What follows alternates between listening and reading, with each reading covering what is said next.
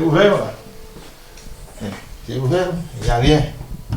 Rien n'a changé à la Brousse.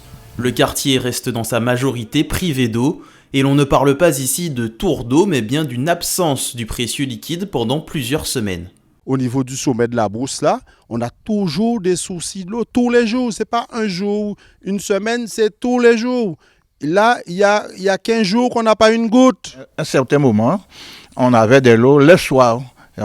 L'eau venait le soir, on s'est réveillé, on s'aménageait avec de l'eau comme on pouvait. Mais depuis la dernière fois que j'ai eu de l'eau, c'est quand on avait le mouvement de grève là.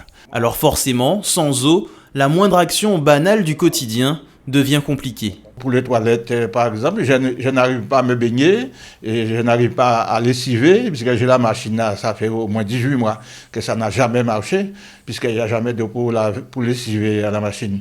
Dis-moi qui gens nous quand font machine à laver, nous quand préparer Timoun pour aller à l'école, tout ça au besoin faire, faut prendre donc casserole. On pourrait alors penser que les habitants du quartier ne payent pas de facture d'eau puisqu'ils peuvent compter le nombre de jours où le robinet est ouvert. Visiblement, ce n'est pas le cas. On paye toujours les factures sont payées, on reçoit les factures tout le temps. D'accord? Donc, c'est pas parce qu'on n'a pas d'eau à la Brousse qu'on ne reçoit pas de factures, on reçoit toujours les factures. Et les habitants de la Brousse payent leurs factures. Je dis que le mouvement a été mené par l'association des habitants de la Brousse, l'AHL.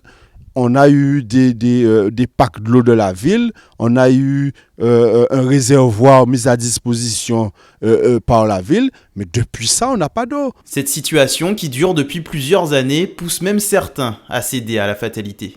On a déjà fait des pétitions, tout, il n'y a pas d'eau. Il n'y a pas d'eau. Le robinet, il ne coule pas.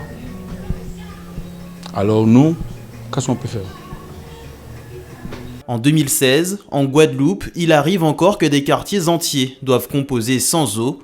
Impensable, et pourtant.